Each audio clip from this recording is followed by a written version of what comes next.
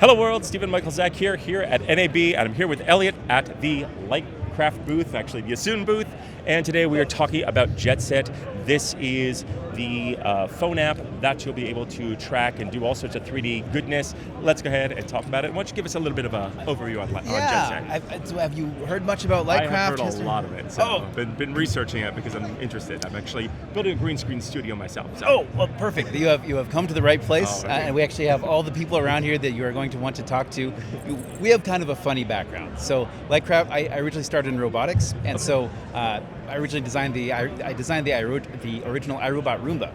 Oh, wow. So if you've been chased by a robot, it was probably one of mine. Yep. But I got bit by the filmmaking bug, and I I want to understand this. One of my friends I worked on one of my friends' thesis films, etc. And this looks amazing, and I want to learn this. And it was the most brutally difficult thing. Just tracking shots just knocked me on my. And I just remember thinking, who does this? Right? This is the hardest thing ever. And then at this rate, it's going to take 2,000 people to make a movie. And you look at the credits and that's. But partway through this, my mathematics kicked in, and I looked at how camera tracking worked and how visual effects worked. And I thought, wait a second, if we can make something that can track a camera, we can actually do shows, right? Because if you just try to do everything manually, you wear out after 5 shots, right? But to make a show, you need 600 shots, right? Or hundreds, Right. And that started Lightcraft 20 years ago, and we built big, heavy, big iron camera tracking systems, markers in the ceilings, big gyros, military gyros that we'd stick on top of the camera, whole 9 yards, big, heavy, expensive. They worked. So we built the systems for Once Upon a Time, Pan Am, V, all these. Won an Emmy, 2013, great. But in the middle of this, you realize we're in the wrong time of this. We're coming in at the production phase, and by then, all the decisions have been made. Right? This is, the concrete's already laid, and we're moving around. But the place you really want to come in is at the inception phase, at the beginning. And about 6 years ago, I connected up with Bill Warner, who founded Avid. And I said, Bill, there's something here. I can't figure this out on my own. I need help. And so the two of us and Greg Kopcraft, who wrote the initial Avid compression system for, back in 1988. Right, sure.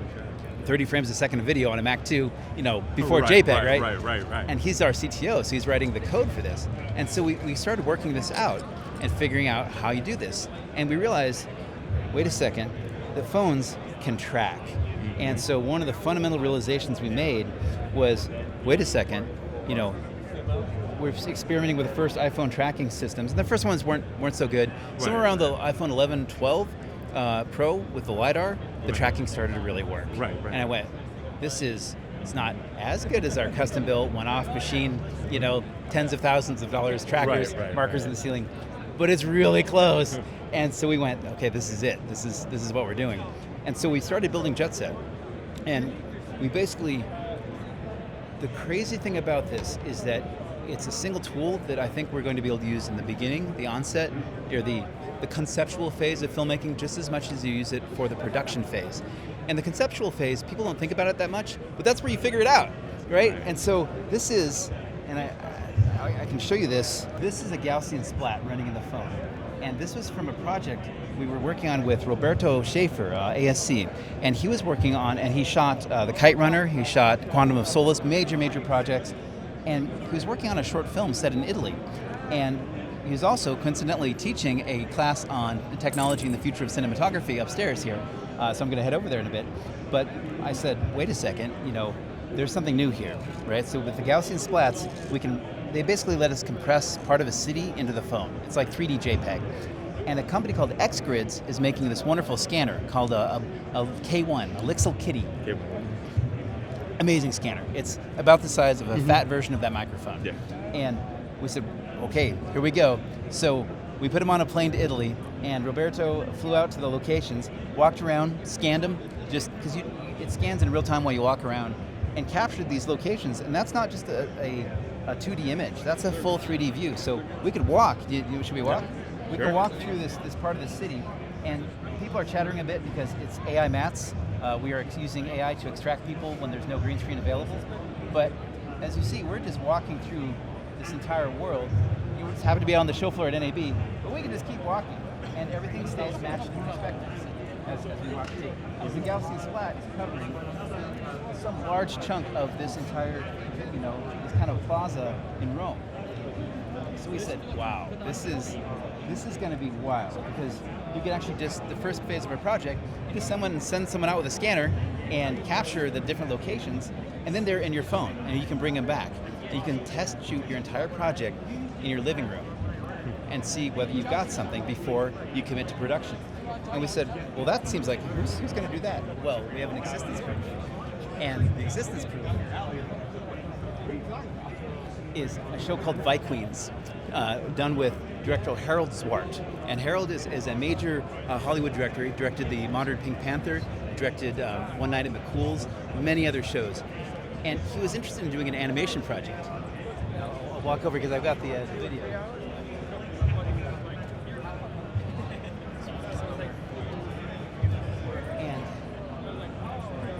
He's familiar with animation. He's done it before, and he wanted to, and he's done storyboards. But the problem with storyboards is they don't capture motion. They don't capture time and space. And it's hard to interpret to see whether you have your story right?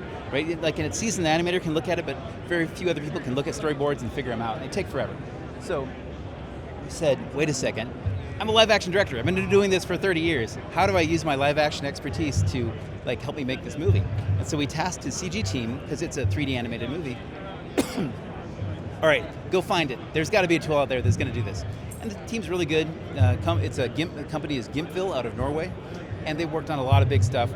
And they know all the tools. So they looked at the James Cameron's, the Avatar stuff, and the performance capture stuff, and a lot of these other big things. And they looked at the traditional trackers, etc. And the reaction was basically always, this stuff is too heavy. Like, it's perfect for its intended purpose, but what we need is something specific for our animation team. We just need this really lightweight way to kind of verify story. So they saw JETSET and said, wait a second, this thing looks like it can track. And so they downloaded it and started experimenting and realized this is going to work. This actually is built around a production pipeline. It's in a phone, but it's designed around a production pipeline, which is not an accident, because that's where we came from, is doing big production pipelines. So they put together the process, and they start off with a vocal recording of the English voice cast. But yeah, so they looked at this and said, wait a second, this is really going to work. And so the CG team put in the blocking models for all the Vikings, these Norwegian kind of Viking sets, into JETSET. And then they hired a team of Norwegian mimes, which is, I think, an excellent, basically, that's my future go-to of how are we going to get out of this situation? Norwegian mimes. And Norwegian mimes are lip syncing the English cast vocals, but he can block them and they're performing them. So he can actually, Harold could actually use his live action skills, direct the mimes. The mimes are very good at recreating expressions and lip syncing, etc. So we could actually put all this together, and they did a test shoot for a couple days. Okay, is this going to work? Two fun anecdotes came out of this. One is that wow, this really works, and it's really fast and easy. We're doing this. So they spent 10 days, shot the entire movie, scored it, edited it, and then screened it for an audience in a movie theater. And they told them, it's a preview of an animated film. There's going to be things that look weird, like the. I'll show you kind of what the real-time previews of this. There we go. Let's see if I can find the JETSET versions of it. There we go. So the real-time preview, there's some choppy edges. It's all AI mats there on a white cyc. But you can absolutely see what's going on. You can put together the show and see whether the shots are going to work. And this is what they were aiming for, is to pre-shoot this, and so they could put this in front of a real audience and see, is it working? Is our story working? And once they had that, and they did this multiple times to iterate through this, to get the story to dial in. And then they took it one step further, and they built a process called reference capture, where they start with the camera tracking data from JETSET. They combine that, they ran the live action video through Wonder Dynamics to get the initial character poses, and they built a process for each shot, import all that data into Maya, so that the animator starts each shot knowing exactly where the camera is, knowing exactly what the timing and the pacing of the shot is, and then they can just really, really animate. And so you get this kind of really fascinating overlook of this. There we go. Where it goes from being able to look at the human characters to then switching over into their kind of their avatar objects of this, and then Now you can go through it and transform it and bring it into the animated world as a starting point. And Nina, their lead animator, when she was talking to me about this, she said, this cut 2 years out of our development cycle, because you can go directly from editing and story blocking, and you know if it's working before you commit to 3D animation. And then once you're in 3D animation, you have all the initial points. The animator knows exactly what the shot needs to do. You're not guessing, which is what takes up so much of the time of that. So we went, okay, this is great. But we basically said, this is story hacking. Like what we're doing now is we're going way past what people think of as pre-visualization. And it's very different than pre-production. You look at pre-production, it's like, Roberto Schaefer, we were working with for the Italy shoot, said, yeah, what happens is you get 6 pictures from a location scout, and they shot it with like a 13 millimeter lens. So it looks like you're gonna be in the Taj Mahal, and you get there, and you're like, like we can't even fit, like, where am I gonna put lights, Whereas with the scans, it's centimeter accurate. Like you can make a creative decision early on and it'll map exactly back to that location, or in the 3D places, exactly back to the 3D set. Like there's no translation aspect. It's like 1-to-1. So you're like, this is just how it's gonna be. You're gonna use this as the first step in creating a story. You're gonna do this while you're writing, because it's so lightweight. Instead of arguing about whether it's gonna work or not, shoot it. Grab the Norwegian mimes and watch it. And there's a magic thing that happens when you're watching the story and you go, we all know whether it works or not. I was trained as a mechanical engineer, and I joke that filmmaking and mechanical engineering are similar, because the equations to simulate something is pretty gnarly. Like I took structures, all this kind of stuff, but it comes apart pretty quickly when you're trying to do something very complex. But when it breaks, a 3-year-old can tell you what you did wrong. Your daddy, they broke there. Thanks, right? Filmmaking, I think, is the very same way. Very difficult to predict. Real obvious when you're sitting there watching it. And that's what we wanted to get to really quickly. So there's production and, or like the kind of the pre-production story hacking phase. Well, then you have to go into production, right? So in production, you're working with cine cameras. And the reason we're in the Axon booth is they made a magic device called an Axon CMO. And this was our Rosetta Stone, because this let us go take the live video from a camera. In this case, it's Red Komodo, but it works with all the different production cameras. Takes that, and then we can put it into JETSET, into the iPhone. And then, now we're doing cinematic compositing. So we can actually calibrate the camera lens. Yeah, so we're tracking, compositing, and matching in real time. And so right now we're using AI, automatic AI things, even when they're not on the green screen, so it flickers a little bit. We can also just switch to a green screen keyer. Pull a key. There we go. And now we're keying on green screen. So, but the core thing is, we're doing all the pieces of virtual production. There's no brain bar. There's no external workstation. There's no markers overhead. None of that stuff. All the things that we used to build, those are all gone. It's all happening, compositing, tracking, rendering, etc., all in JETSET in the iPhone. And that means that we could just walk outside and it'll track just as well as it does inside. So no one's even talking about doing virtual production on the road. But that's exactly where you should take it, because then you can go outside and borrow a little piece of reality, and the parts that your actors are standing on. It's a lot easier to go out to a dirt road than it is to bring in 600 tons of dirt into the green screen stage and then clean it up afterwards. It's a dirt road. Go to a dirt road, right? And yet, most things can't do that, because you would have to, be setting up all these sorts of pieces. People don't want to take their 4090 workstations, a generator truck, and bring them on the road. You don't need it, right? So we have cinematic compositing in the iPhone, but that means we can record. So once we're tracking on this, if we hit record and shoot a shot, then we can click review. And we've just recorded that shot completely inside the iPhone. And that is a 24 frame per second. We call it a super daily. And because it is time code matched and frame matched to the original cinema footage. And so you can send that to editorial, make an edit with that, with these lightweight proxies that have all the camera motion, have the backgrounds, etc. They're lower res, they're not meant to be final pixel versions of it, but they're fantastic for editorial. And that actually brings us to the next key piece of this. Pipeline is what makes or breaks you. It's when you're doing 2 shots, it doesn't matter, right? You can do it any old way you want. When you're trying to make a show, when you're trying to make a series, you're dealing with dozens and hundreds of shots, and you actually need an automated pipeline. And we built half of this on our previous systems, the ones, the Prevision system, the ones that ran once upon a time, et cetera. What we noticed is that we could track 300 shots worth of data. Almost nobody could handle that throughput, that data throughput. Like the big places, Stargate, Zoic, like ImageWorks, great, no problem. But the little 6-person teams didn't have the pieces of it to do pipeline automation. They just couldn't do it.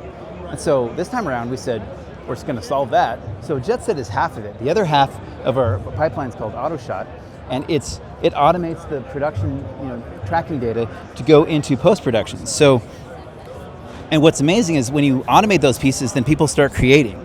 So in this case, this is a show called Treasure of the Mummy. He created a full series, like a full show, which is recreation of part of the mummy, on a green screen stage that's smaller than this one, right? And this was done with a team of like 5 people. It's a tiny, tiny, tiny world. And I look at that and go, and that's because he could use our automation tools, right? He had all the pieces together. He knew how to direct, how to create, how to write, but to do this stuff manually was just too much of a pain in the neck. And so when you use an automation tool, like JETSET, it's basically handling the camera tracking for you, then you actually get to create, and you can make something amazing, right? And so, he built both the movie, and he built a course, a virtual production course, which is my go-to, right? This is what I recommend if people want to come up to speed and learn how to put all the pieces together. Like, boom, take his course so you can kind of see how all the pieces can go together.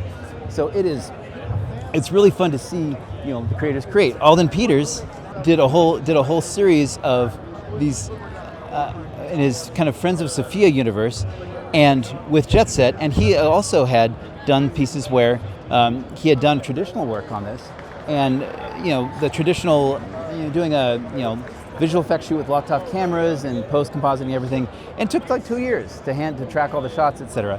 And so he basically said, there's no way I can make a feature this way. It's going to take forever. Until he started working with us, and he saw how fast he could do this. So now he's done multiple episodes of Tidbits and Bytes, from his Friends of Sophia universe, and full on completing everything, finishing everything, and spooling up for a feature, right? And so all of a sudden, it means that creators, so many people come into this and say, okay, I want to learn how to direct something. And then they look at the reality of trying to do this, and they're like, oh man, I'm never going to get there, right? What's exciting to me about this is seeing this, is that people pick up what we're doing and go, oh, I can do this, I can get there, I can make my project happen. And that, to me, is that's what it's about, right? Is you have, whether it's what's kind of fun is over here, like Spencer is teaching 13-year-olds, he's teaching middle school and high school students on doing virtual production with JETSET. And at the same time, we're working on high-end shows that I'm still under NDA for, but large-scale projects that people are going to hear about, and it's the same tool. And that's what's really exciting to me, is that a 13-year-old kid could pick this up and use this to learn how to use cinematography and how to put together visual effect shots, play around with it, but the tool will take them as far as they ever want to go, to the absolute high end of cinematic work. And it's the same tool. It's kind of fun. Very nice. Very nice. Very So that was a fast rocket ride through this, but I mean, questions, let me answer. Yeah, I'll just ask questions from behind the camera. Oh yeah, go for it. So as far as how we've been getting a lot of reports how iPhones overheat. Is there any kind of protection system built in? Cooler. This is your jam. This cooler, this MagSafe cooler. This is what you want. People ask, what should I do? I'm like, get a cooler, $39.95, and it runs off of. I think I just tanked our red batteries. Let me see. Is there also like software that lets you know, like something within the software, like a readout that'll let you know? Yeah, we have a thermal readout built into JETSET. So you can look over here. There's our temperature readout. This is our set of our dashboard things, and it's telling me I don't have video, probably because I lost battery on the Axion. Let me check my battery. Oh yeah, he's dead, Jim. It's been too popular. Yes. We have. There we go. Let me plug this guy in. But yeah, it's fun to see what people start doing with this, right? This is the whole point of making something for creators, is seeing what they create. I bought the biggest NPF batteries you can find. People are like, what are your recommendations? Like big NPF batteries. And if you can figure out how to do it, V-mount. Yeah. Yes. Well, the Axion takes NPF, and actually it can power. Let me boot up this guy. So basically, the phone actually works remarkably well as a production device. You need to keep it cool and you need to keep it powered. And so the CMO actually does everything. So it both takes the video from in there, you put a suitably large battery on the CMO, and then it's both powering the phone while it brings in the battery, and it's running USB-C 5 volts to the cooler. And so, yeah, like no cables, and you're good for hours. Yeah, again, big NPF batteries, not these little ones, like no. Now, as far as scanning like locations, can you use 360 camera video with this as well? I've seen a bunch of different ways that people do this.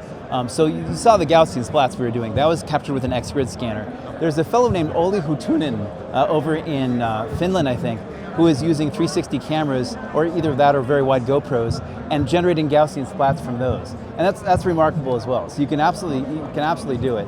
I have been astounded. I've done a little bit of experimenting with Gaussian splats from video, and you get a lot of floaters and things like that you have to reprocess. Whereas the Lixel scans, the X-Grid scans are so clean. You just like scan, export, JETSET, done. Like you don't have to like sit there and like, where's that floater now? Because they know from the LiDAR exactly where the points are in 3D space, so they put the Gaussians right at the surface where they should be, and it just works. So I would say if you're looking at doing a show and you're going to be doing scanning, talk to Eric Geisler over at Global Objects. They're the U.S. distributor for X-Grids for entertainment work. They're in Los Angeles as well, but they can rent stuff out. But that's a remarkable scanner, and it basically changes the equation for front end shooting. I think it's also going to change it for post-production as well. We haven't tried it yet, but there's ways to relight the background if you have the correct geometry of the background, and it makes fantastic geometry of that. Sure. So we're still experimenting with that. But there's one of these things that's really fun, and I haven't even put it on the scanner yet because we just got it working last night. This is one more thing. But this is some of the first work we're doing where we're bridging virtual production and AI. And what this is we're doing this with Hoon Kim over at Beeble.ai, and so with some inspiration from the ETC Pathways project. We shot this on our own stage. But it's green screen, but in the background, this shot is tracked with JETSET, and that was a normal 3D background. We built it in Unreal, Pat brought it over in Blender. And the lighting isn't particularly dramatic, right? It's all the objects are present, but it doesn't look that remarkable.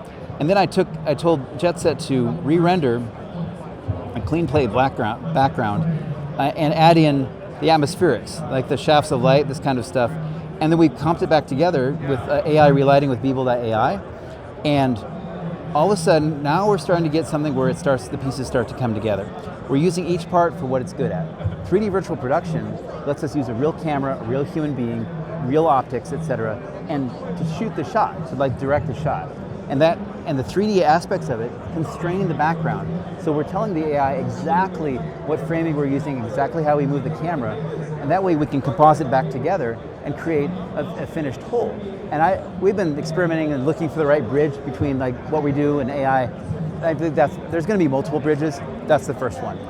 We can take the 3D background, re-render it as a clean plate inside the phone, right? We didn't even need to take it out to Blender or Unreal or anything. Ran that through Runway and recomposited it with Beeble, and all of a sudden you have a shot where you go, it would have taken me hours to put in those 3D volumetric shafts of light and the little fine tunings of the materials to get all this stuff,